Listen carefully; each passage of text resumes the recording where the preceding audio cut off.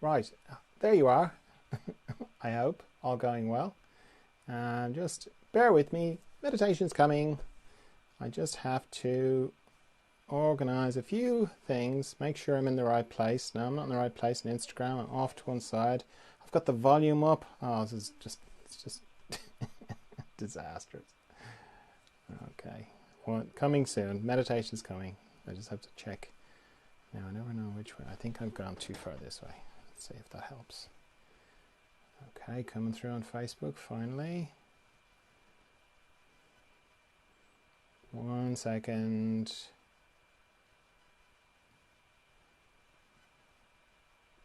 Okay, I think I went the wrong way on Instagram. I'll go back the other way. Right. How are you? You good? Is it all going well? It's all right if it's not, but I hope it is. Okay, this is a chance to meditate together. It's not a class. It's part of the further emergence work I do. I'll explain what that is when we're finished the meditation. If you're an experienced meditator, that's great. Move a bit more. If you're an experienced meditator, that's great. Can you just hang on for a minute while I explain what I do, just for the benefit of people who are new to meditation? Because I've discovered that people are a bit embarrassed to admit they don't know how to meditate.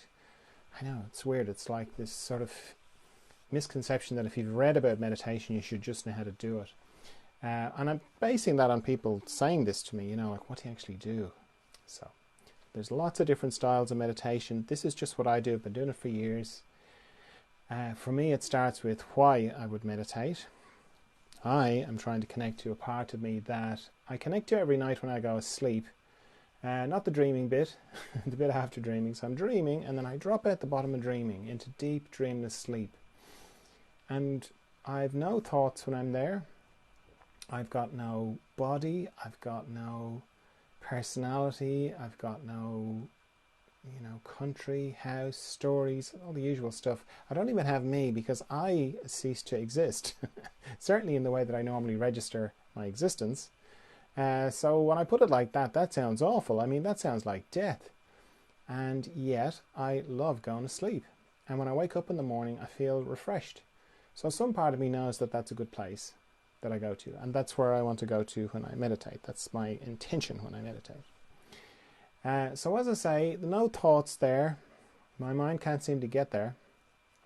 So I have to figure out some way to kind of work with my mind, to sort of part the curtains in my mind to get to this place. So I just make an arrangement with my mind. I just say, hey, look, could you just stop thinking for the next 15 minutes while I do some meditation?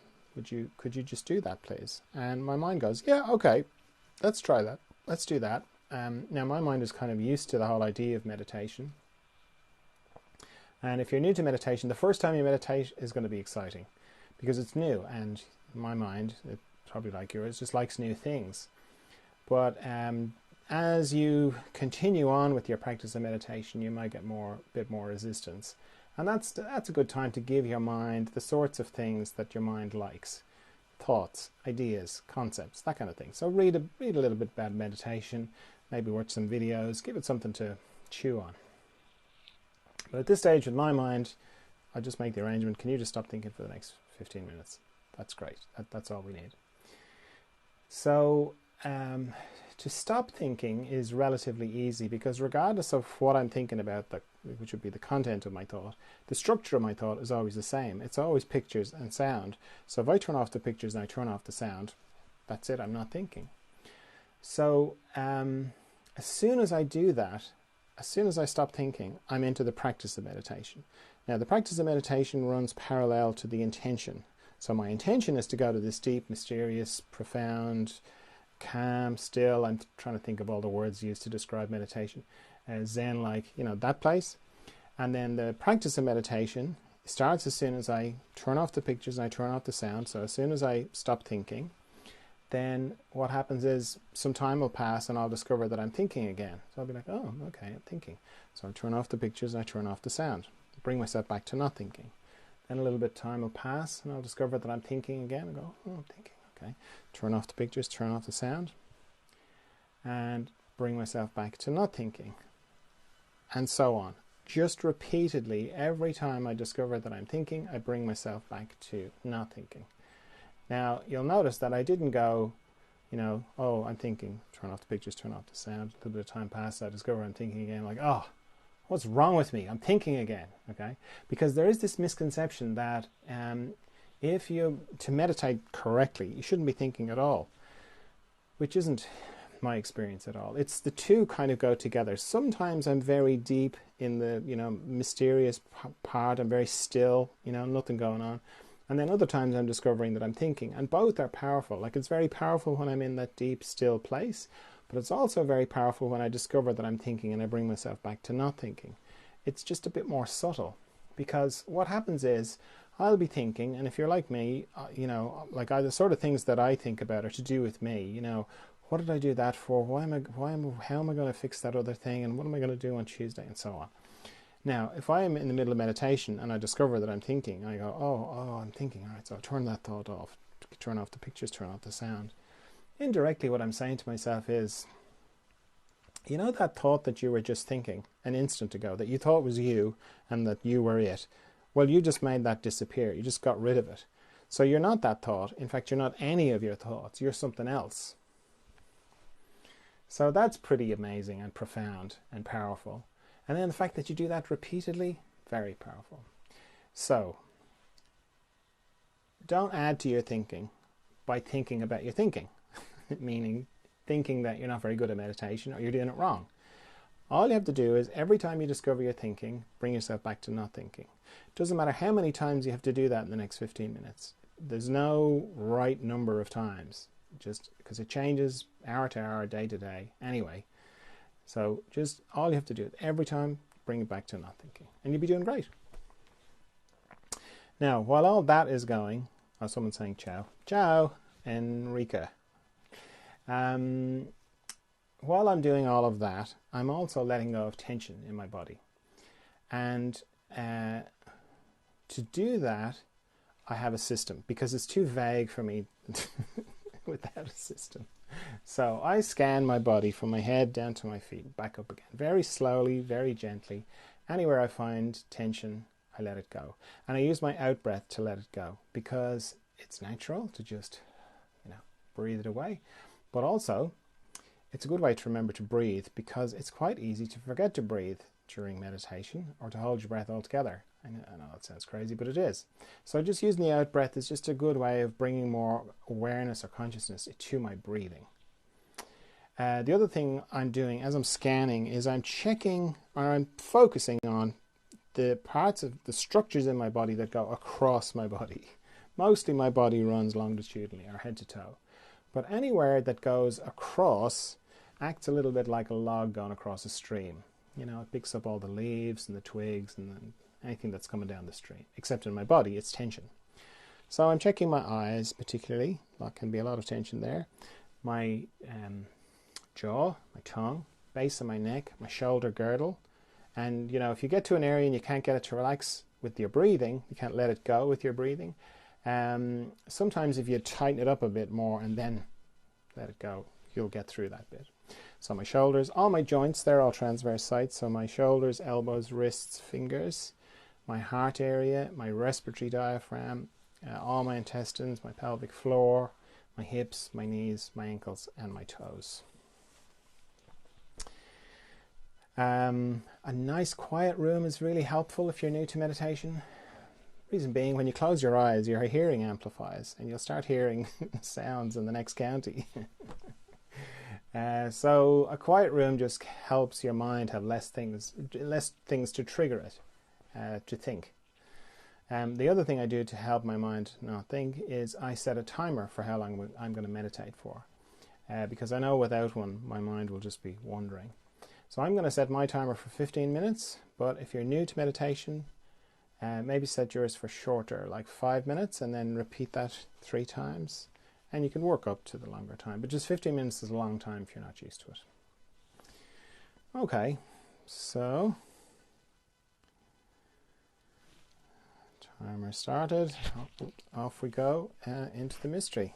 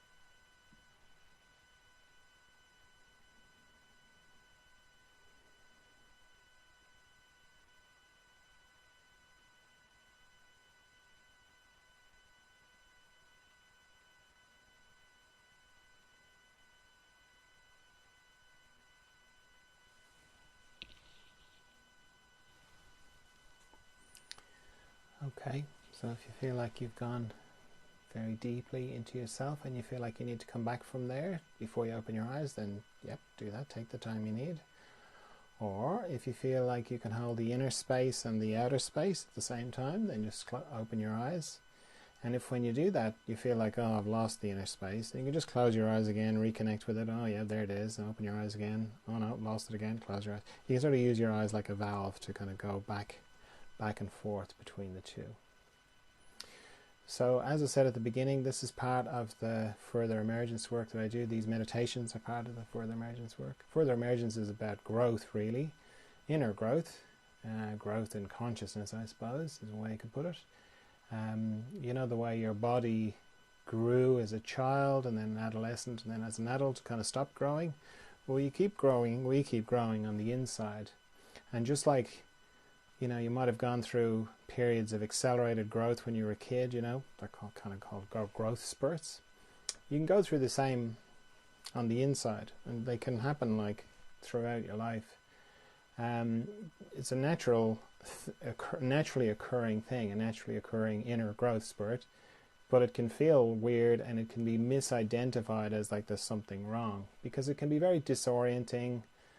You can go from, you know, one day everyone understands you and you understand everyone and everyone relates to you and you relate to everyone, to the next day no one gets you, no one knows what you're talking about, and they all quietly think you're a bit nutty. That's one thing.